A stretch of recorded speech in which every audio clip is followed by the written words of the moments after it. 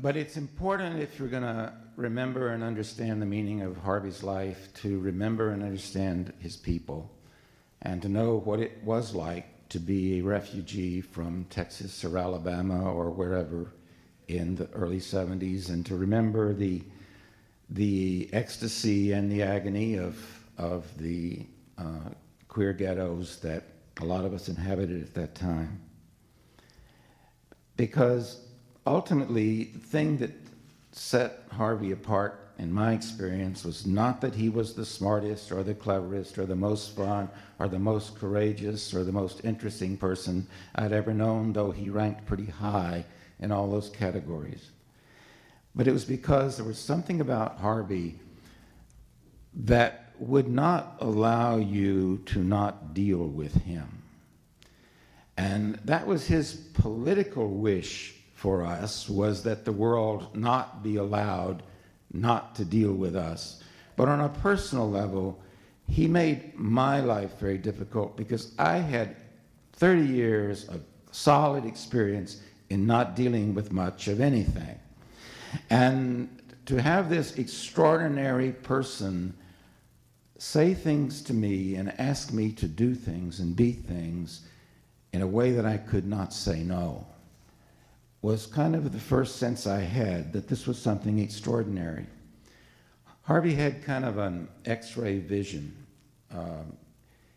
He could look at us as lesbians and gay folk and seem to get right down to that place in our lives where we were still trying to deal with the history that had brought us to where we were. And as he looked into the larger culture, the liberals and the conservatives and the right-wingers and the left-wingers, what he saw was a very deep and very dangerous inability to deal with queerness that made the experience of raising your head and coming out and asserting yourself and being political a legitimately frightening and dangerous thing to do. When he talked about the young gay man in Altoona who corresponded with him, I think he was inviting us to go to that place in our own history in Pennsylvania or Texas or wherever, and to focus our psychological energy and our spiritual commitments in that place where our terror of the normal came into contact with our sense of the possibility of our own creativity as human beings. Harvey was so very, very aware of the depth of homophobia in our culture. He allowed himself to experience that more than most of us do. But when he spoke to us and invited us to be a part of his political campaigns or the gay rights movement, he was saying that it doesn't matter how dangerous the trip is going to be, you simply must take it if you're going to be who you are. He was willing, as the brilliant music said, he was willing to cut his hair and put on the drag of the politician's world. But it tore at his heart when he saw gay men and lesbians trying to gain some sort of acceptance by the world by their dress or their behavior or the way or their smiling or their accepting without protest homophobic indignities that were pressed against us. He said to us, don't you know that what you are doing right now, today, Wednesday, today, Thursday, today, Friday, that what you are doing with your gay life is so terribly, terribly, terribly important that you have this incredible kind of beauty and you find yourself in a world that doesn't know how to deal with incredible beauty because of its determination to drag everything down to the normalization of life that shatters and rejects the beauty of human beings. To not go to that place and experience that beauty and affirm it brings you into a paralysis that makes all of the other choices of your life less important. And he really liked to deal with people who had a very hard time conforming. Harvey's people, as you know, and I'm not talking about any of you in particular, some of Harvey's people were kind of weird. We were the street people. We were the drag queens. We were the butch dykes. We were the radical lefties. We were the people for whom the choice to put on this kind of stuff and walk in the Montgomery Street world in the closet really was not a very good option because it was so very, very hard not to swish. And it was so important to Harvey that not just that the world become safe for the respectable queers, but that all of us feel free to express who we were, how we were, all the time. The importance of what we were doing was not just to ourselves, but to the world. I remember on the night that Proposition 6, the Briggs Initiative, was defeated, we were at a really, truly ecstatic victory party. I'm sure a bunch of you were there on Market Street that night. And there was another ballot measure on the ballot that night called Proposition 7, which was an extension of the death penalty. And Harvey, who in what was, a very great political moment for him, told me maybe we shouldn't be celebrating tonight as long as people are willing to put other people, especially African American people, to death because of their lack of understanding of justice. It was so very clear to Harvey that to be faithful to our own experience as people dealing with homophobia, that we simply had to continue to live our lives at that point where society was denying humanness and looking through narrow-minded eyes at the realities of the daily experience of marginalized populations. The experience of Harvey Milk wasn't just something that happened 30 years ago or however many years ago you and I may have known him.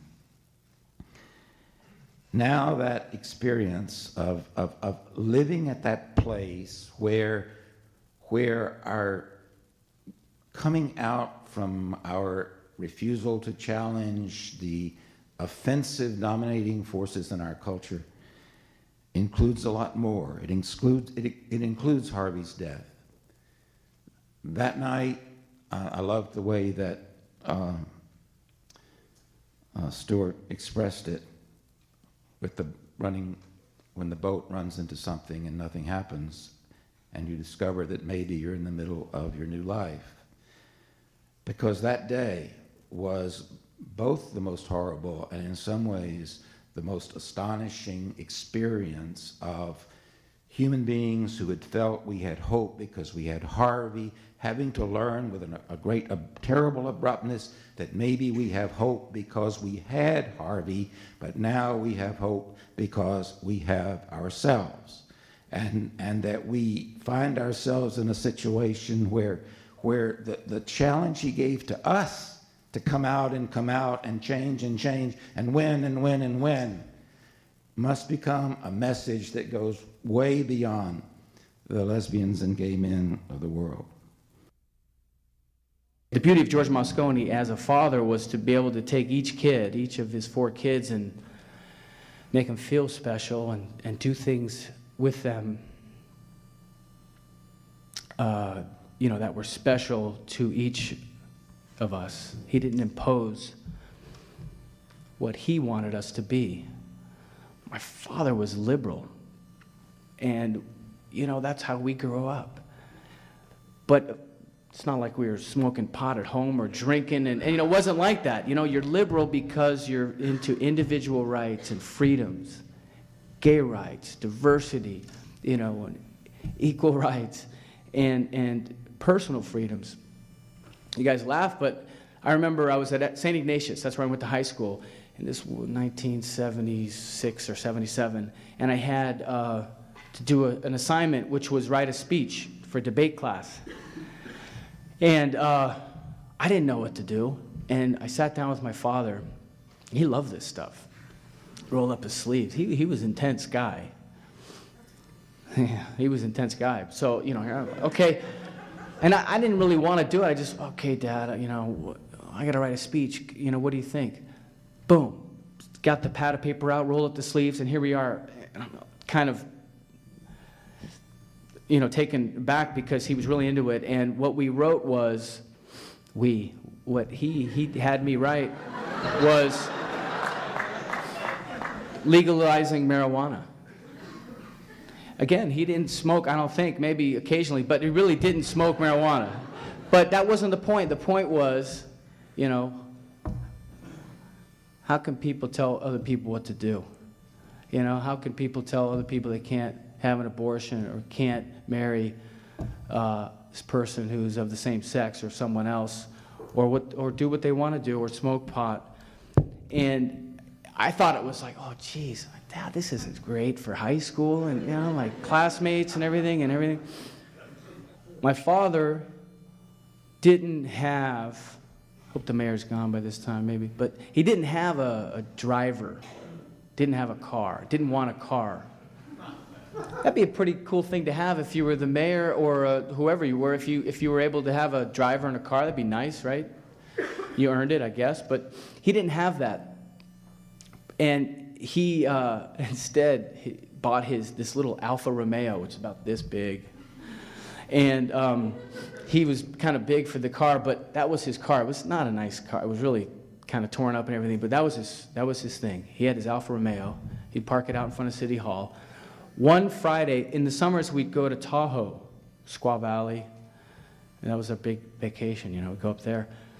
Excuse me. So in the summer, one Friday evening, my family was already up there, or my sisters and brother and my mother were already up in Tahoe. And my dad came by to pick me up, and then we took off. And before we got out of San Francisco, he pulled the car over. I didn't have a license at the time, right? I was 15. And he said, okay, you're driving. You want to drive? I said, yes. We pulled over. Yeah. This was a big deal, obviously, but he bought a 6-pack of beer. This was for him. He bought the 6-pack. He just had a long week. He was really looking forward to getting up to the mountains.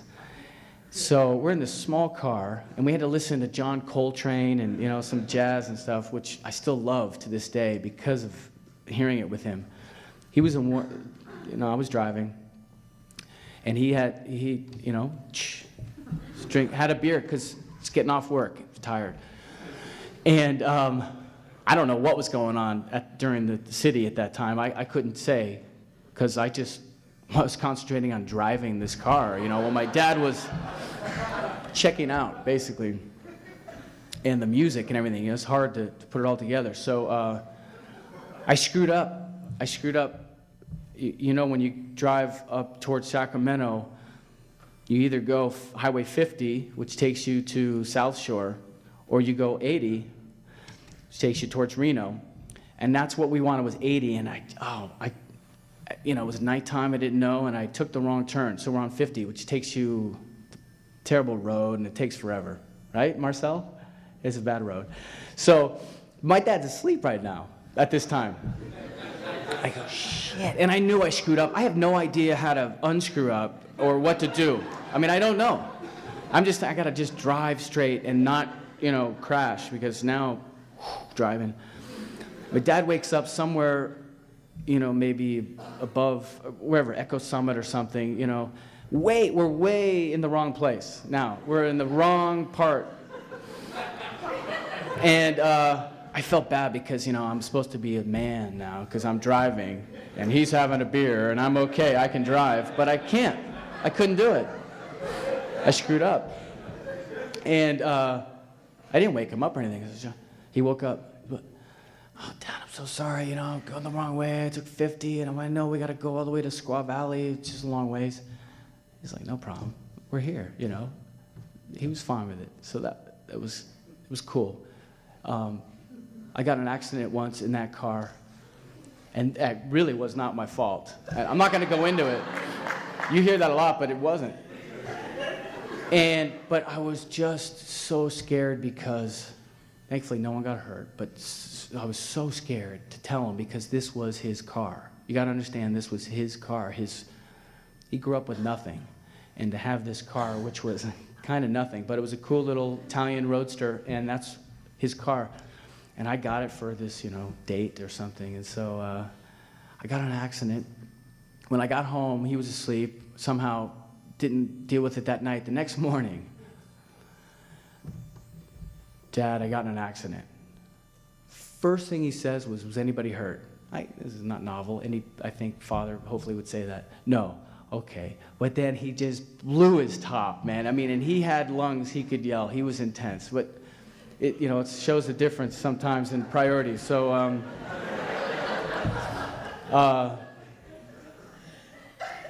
anyway. Harvey was a little bit distant as a uncle. I got a birthday present and a card most years. He had two nephews, myself and my brother. He had one brother, my father Robert, one sibling, my father Robert.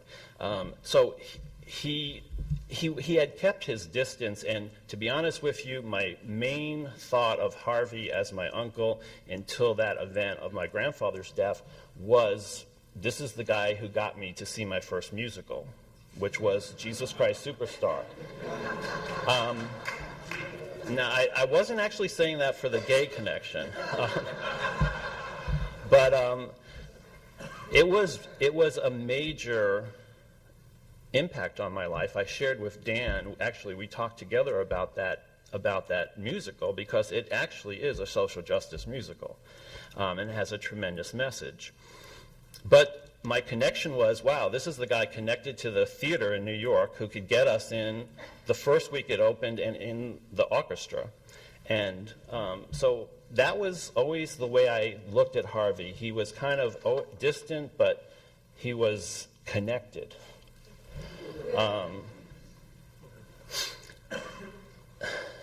At age 15,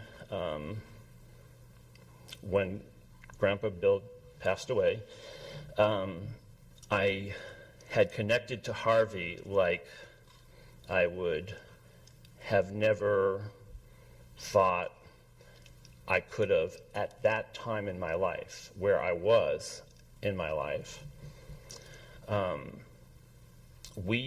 Let me tell you that Harvey came to the funeral with a picture of himself and Jimmy Carter. He was running for assembly at the time. And I think many people have seen that picture. So he was showing that to my paternal side of the family, very proud of that. And typical of Harvey, my maternal side of the family tended to be kind of nouveau riche. So he showed them the holes in his suit, and he showed them the holes in his shoes, and he really got a major movement back when he said he found them in the trash.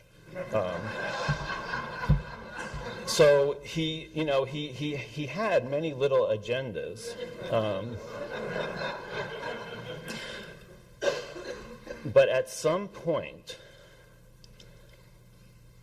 we sat down at the kitchen table in my parents' house, and we had a 3.5-hour dialogue that my mother still says to this day was 5 hours. Now, I was 15. I knew I was gay. I didn't want to know I was gay. I knew I was different when I was much younger, but I certainly knew I was gay. And I lived in a community, as most of us at the time back then did, that was, brutally heterosexual. I lived in a school system that actually, from even the teachers, was brutally heterosexual. So I absolutely had all my messages coming to me is, mask yourself. Who you authentically are is not good. That's the message. So I'm not sure where this side of me comes from, and it has reared its head again. But what I did is I sat down with Harvey and I said, Harvey, I don't think people should be running for office and talking about their sexuality. Certainly not something that's really not the way people should be living. Harvey never once got defensive with me. Now, I would assume that anyone who had had a long conversation with him and he was trying to convince someone of something would tell you that you didn't know that he was changing your mind when he was changing your mind. But he took me on a ride. Let me just say that every time I would challenge him, which only lasted for about 3 seconds, but every time I would challenge him, he would say, I agree with you. And he was very big on hand communication. So he would say, I agree with you. So that ended whatever I would bring up. And then he would just continue on with what he was trying to communicate to me. It was really very masterful. But what he did was he actually put me in touch with, not that I was gay, never once talked about that, never even hinted towards that, and to this day I don't even know if he knew I was gay or not. But what he did was he showed me the importance of being authentic, of going deep inside yourself and bringing out what the world is expecting us to bring, our passion and our purpose.